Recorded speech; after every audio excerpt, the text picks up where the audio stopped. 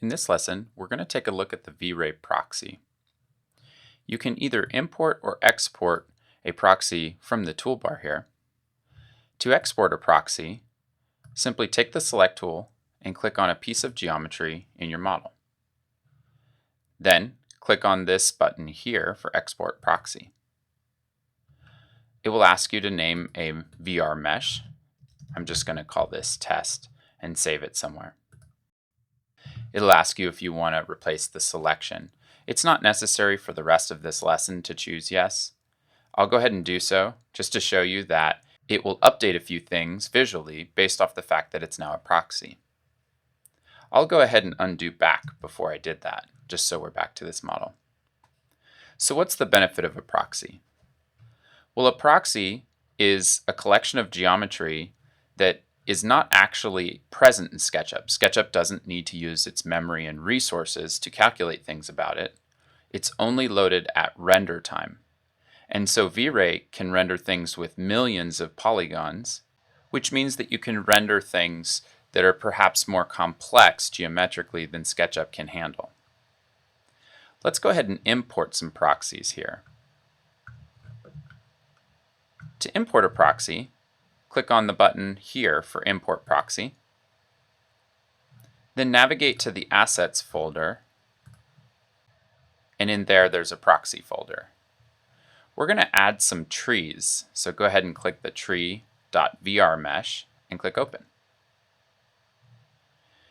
This is a file that was saved as a proxy, and what we can do is with a single click, we can place an instance of that proxy and go ahead and place a few instances of this proxy around your model. You can continue to click, and when you're all done, hit the Escape key on your keyboard. Even after you've placed the proxies, you can still manipulate them. For one, you can take the Move tool and move their placement. Also, two, you can rotate it if you want to make it look a little bit different than the others. Or you can also take the Scale tool and scale it up or scale some others down. So go ahead and make a few changes to your proxies just to get them to look a little bit varied. Next, we'll add another proxy, the bush.vr mesh. Click Open. Let's add a few back to this area here.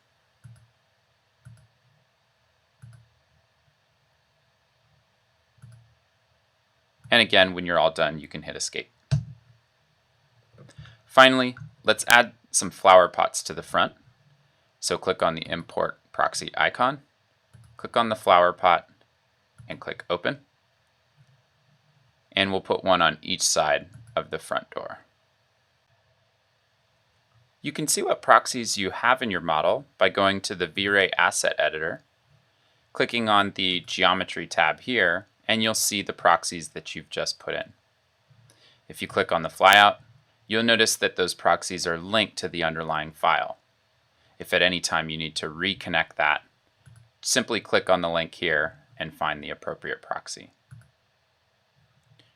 For now, go ahead and close the Asset Editor, and I'll click back at the Render Camera scene to see what I've done.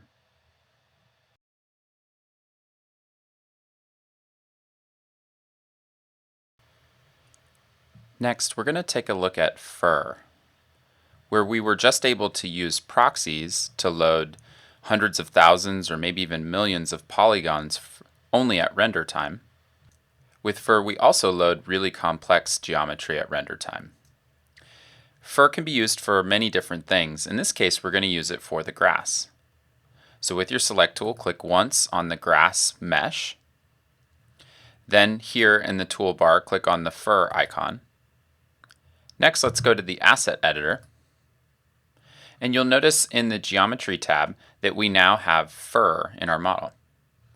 Go ahead and click on this arrow to roll it out. And we have some parameters here that we're going to play with. To do that, first let's zoom in and get a closer look at the grass area of the model.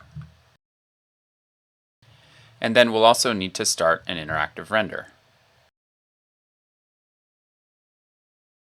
You can see that where the grass looked flat in SketchUp, the V-Ray fur is allowing it to stand up and make it look like it's been geometrically modeled. So let's take a closer look at some of the settings of this fur. First, let's draw a region around a small portion of this so that our changes that we're about to make happen a bit faster. And I'll move this over just a bit so I can see back to my asset editor. Now, in the basic parameters here, we have all sorts of things that you can play around with. The length is going to be for the total length of the fur strands. Let's set that to 7. The thickness, again, you can play around, but we'll set that to 0.035. And at the bend, I'll set that to 0.12. Now, these basic parameters control every strand of fur, or grass in this case. We can add more realism through the Variance tab here. Click on that. With the direction variance, for example, a value of 1 would have every strand of grass pointing in a different direction, whereas a value of 0 would have every strand of grass pointing in the same direction. We can vary the length of each strand. Let's go ahead and change this value to 0.2. And again, you're welcome to play with any of these. One more option to take a look at here is distribution. We have two types of distribution. If you flip down this menu, you have per face or per area. If you select per face, V-Ray looks at the underlying mesh and decides how many strands to put on each face. So for example, you could type something in there. And depending on how many faces were in the underlying mesh, you'll get this number of strands of fur, or grass in this case, for each of those faces. For this example, it is better to keep it at per area, where V-Ray takes a look at the total area of the mesh and distributes fur based off of that calculation. To finish this out, we'll set this value to 3. Then go ahead and clear your region render and click back on the Scene tab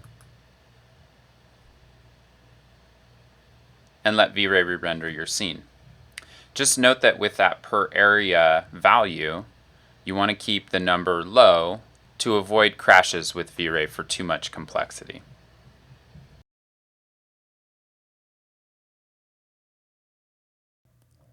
Let's import another proxy.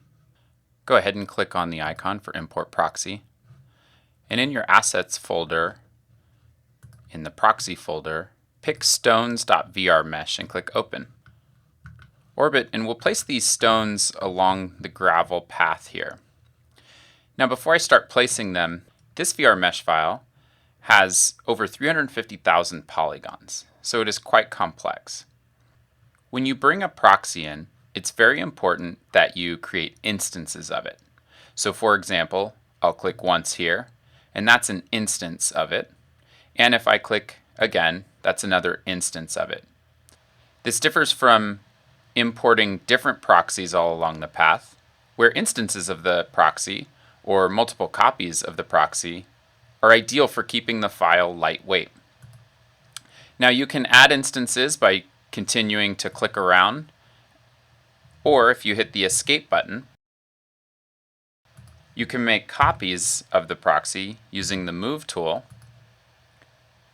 Copies made in this way are also considered instances.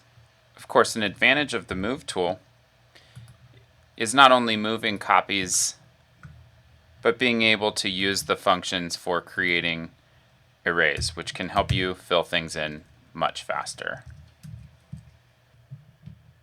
Now go ahead and fill in the rest with these stones, and I've done so here. And notice I've got over 40 instances of this VR mesh. So if you calculate that out, that's well over 13 million polygons. And SketchUp's performance isn't hindered at all.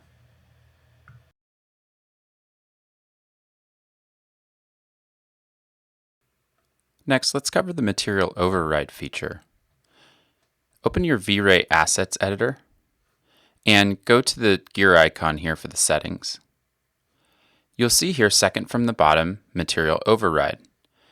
Click to twirl this menu down, and you see that you have a couple of options here that are disabled. Click on this button here to switch on Material Override. you'll see that the override color is set to this kind of grayish white. Let's go ahead and start an interactive render here. V-Ray replaces all of the materials in your model with the material override color at render time. So using the material override feature can be really helpful during lighting. When you have a neutral color assigned to everything, it makes changes in your lighting easier to preview. Back in the asset editor, you can change the override color, slide the slider to the left to affect the luminance either darker or lighter, or you can change the color by clicking on this swatch here and then choosing another color to your liking. If you'd prefer, you can also override all of these surfaces with a material. Click on the drop-down menu here and pick something from the list, and that material now overrides all of the other surfaces. So whether you use material override to specify a color or a material, this override only happens at render time, and it won't impact the underlying textures and colors that you have applied to your model.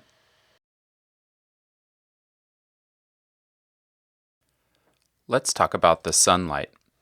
By default in SketchUp, your model is always located somewhere in the world. In this case, we're accepting the default location, which is roughly Boulder, Colorado, where the SketchUp team is based. Now, you can turn on the shadows in the Shadows dialog box by clicking on the box there. So these shadows now represent, at this particular time of day, this particular date in the year, if the model is oriented on the lot in the way this one is, the shadows will be cast in this direction. So you can play with the shadow sliders, sliding them right and left to preview the times of day or dates of the year for your scene. Let's go ahead and set the time of day to 13:45 or 1:45 p.m. and the date of the year to December 8th. Then let's go to the asset editor and start an interactive render. Once you've determined your sun position in SketchUp, you'll want to take a look at the sun parameters in the asset editor here. Click on the light icon for the light list. You'll see the sunlight is the only light you have here, and click on the flyout arrow here to get the extra menu. One thing we'll do, the shadows have a pretty crisp edge here. Let's soften those up. The way you do that is through the size multiplier of the sun. So let's go ahead and set that to 4. That increases the size of the light source without affecting the output. So we have a similar output of light, but with a larger size, it softens up the shadows. Next, let's flip down this menu here to see what we have available for the sky. For the sky model, click on this drop down here and you see you have a few options. The default and recommended option is HOSIC, so go ahead and click on that one. And you see some small changes to the quality of the lighting coming from the sky model. The last thing we'll look at here is the ground albedo. Albedo is a term for reflectance or optic brightness. And in this case, we're talking about the ground having a color that is reflecting back indirect light. Click on the color swatch here, and just so we can really see what's happening, slide your slider to something really prominent like red. And in the background there, you can see the effect of the albedo by the red indirect light being cast back up. The blend angle here, you can play around with the slider to see what it does. To the far left, you don't see much bounce. To the far right, you see quite a bit. Really, it ends up being the spread that you get on the gradient from the deepest red back up to the blue of the sky. Let's go ahead and set our blend angle to 6. And lastly, the horizon offset. You can only offset the horizon down. So let's go ahead and highlight this 0 and type 1. To offset the horizon down just a bit, let's set the albedo color back to something neutral. And then you can fold this window in here and let V-Ray re-render the scene.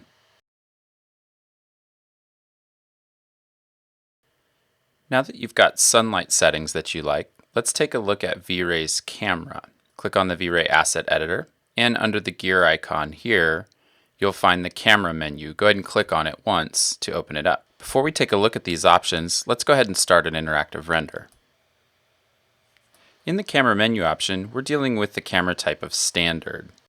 And the two main values we'll take a look at here are exposure value and white balance. For exposure value, If you slide the slider to the right, you'll notice that the number goes smaller. That's because a smaller number produces a brighter image. So sliding the slider to the right, you can think of it as making a brighter image, or if you slide it to the left, making a darker image. Exposure value is a measurement of the camera's sensitivity to the light that's available in your scene. So you can play around with this a bit, and then let's go ahead and set it to 13. Now with the white balance, just as in the world of photography, you might have light temperatures in your scene that affect the appearance of things that should be white. Click on the swatch here, and to counterbalance the warm light, you can set the white balance to something a little bit warmer. Once you've got the standard camera settings dialed in, go ahead and switch off the material override and let V-Ray render your fully textured image. There's another way to light a daytime scene, and it involves using V-Ray's dome light. From the toolbar here, go ahead and click on the dome light icon, and then click anywhere in your model once to set the dome light. No matter where you place the dome light, the lighting result will be the same. Let's talk about what a dome light is, but first we'll open the V-Ray Asset Editor, and we'll go to the Light tab here. We want to disable the sunlight. As you'll see in a moment, the V-Ray dome light is taking over for it. So click once on the icon next to the sunlight to disable it. And then before we look at anything else, go ahead and click the Interactive Render button. With the V-Ray dome light, you're adding a 360-degree panoramic image to the scene, and V-Ray is using that image to cast light back down into your scene. Because image-based lighting from the dome light is such a popular feature, V-Ray has included a panoramic image straight out of the box. In the V-Ray Asset Editor, make sure you have the dome light selected and click on the flyout menu here. The image is a bit dark, so let's go ahead and adjust the intensity of the light being cast from the image. I'll put that at 3. Also, as you can see, there's an appearance of sunlight coming from somewhere, and because I know that there's a visible sun in the sky in this image, it will matter what the rotation of the 360-degree panorama is, as changing the rotation would be the same as moving the position of the sun in the sky. To do that, you'll need to click on this checkered icon next to the Color Texture HDR and drop down the UVW menu item. You'll notice here that it says horizontal rotation, so you can play around with different horizontal rotations for the image. I happen to know that 160 degrees will look nice, so I'll do that. And then I'll fold that menu up. Note too here, I mentioned that the dome light came pre-configured with a file. If you were to want to add your own 360-degree panorama, you could click on the File menu option here and find that on your desktop. But for this example, we'll go ahead and use the default. Now that I'm done rotating the image, I'll click the back button to get back to this main menu here. And now that we've adjusted the lighting, we'll want to go back over to the camera settings and adjust the white balance. In this case, backing off the warm hues just a bit. Then I'll close all this stuff down and let V-Ray render the image.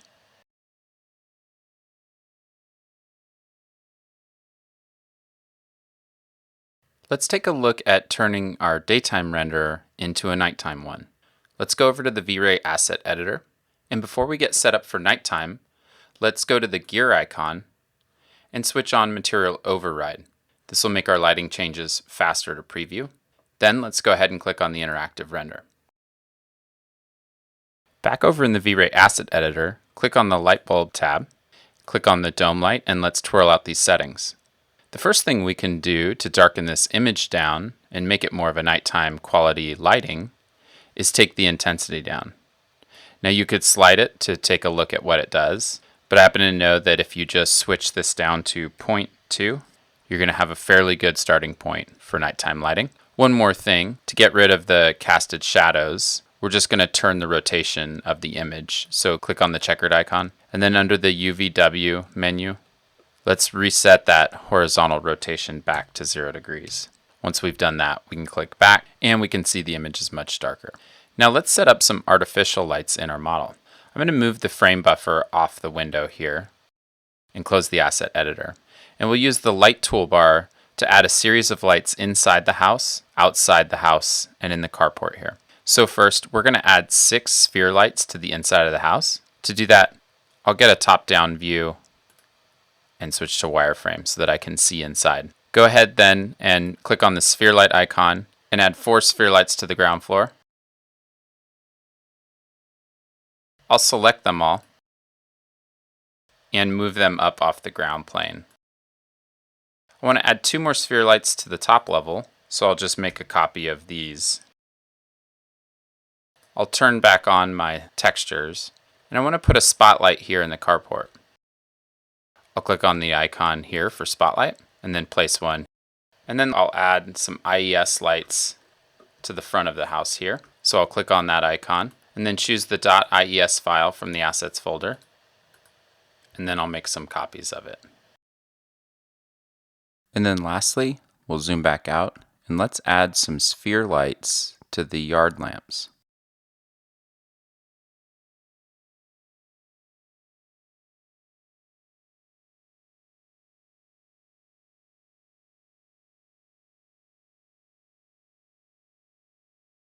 And then when you're all done, go ahead and click on the original scene tab to return back to that camera view.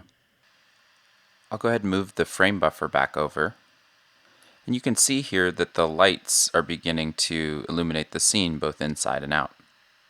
Let's change some parameters about these lights. Open up the V-Ray Asset Editor.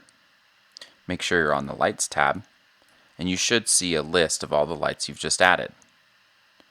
Let's start by changing the sphere light that's on the inside, or the 6 of them together. We'll change the intensity. You can play around with this number. I know 800 should work pretty well. And we'll also change the color temperature. So I'll try to dial this into something a little warmer. Also, we don't want to actually see the spheres as if they are light fixtures. We just want them to cast the light inside. So under the Options tab here, let's check the box for invisible. Next, let's try the IES light. To change the intensity here, let's check this box on to activate it. And then again, you can play with the value. I'm going to set it to 12,000. Also, warm up the color temperature. Then this sphere light for the yard lamp. Again, warm up the temperature. And I'll set this one to 300. Now last is the spotlight. I'll show you something here.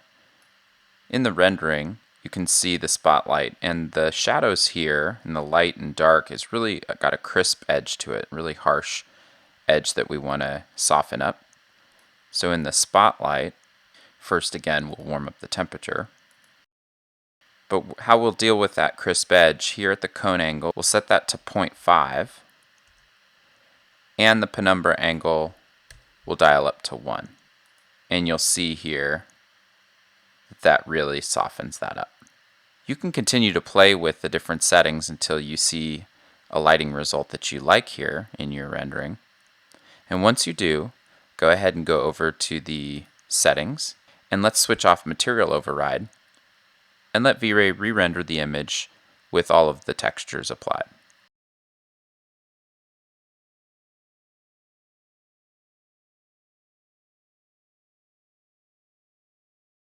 Let's take a look at the V-Ray Lens Effects. You should already have a render going. If not, you'll need to do that. And once the render is at a sufficient place, you can click Stop in the V-Ray frame buffer, and at the bottom right of this toolbar, click on the Open Lens Effects settings. V-Ray's Lens Effect is a plugin for affecting bloom and glare on the rendered kernel. That means that it's super fast to add bloom or glare that then gets applied down to the image. Let's start with the bloom effect. Check the box to turn it on. Under Mode, if you flip this menu down, this specifies whether the filter will be applied to the image, the underlying RGB image, just the render element, or both.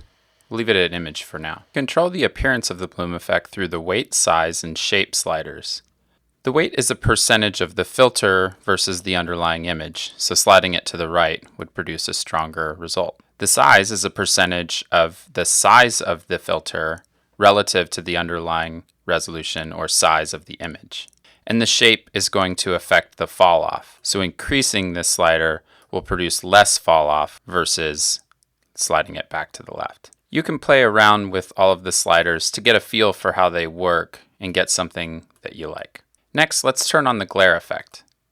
There are 3 ways to generate the glare effect. Under this type dropdown, from image, we'll generate the filter kernel from the RGB image. Whereas if you switch it to from render camera, it will take the camera that rendered the image and generate the filter kernel from its settings. Let's flip it down to the third option though and pick glare type from camera parameters. This will enable the camera parameters section down here. Before we get down there, the mode, weight, and size are similar to the bloom effect in that you can choose from which kind of mode and then adjust the sliders to your taste. Down in the camera parameters, there are 3 settings that will help us determine what the glare looks like. The F number controls the aperture on the camera. So higher numbers will produce a smaller aperture or a stronger glare effect. I'm going to switch this back down to 6. The blades will control the number of rays that the glare effect produces. You can play around with this to see, but I'll set that value to 3.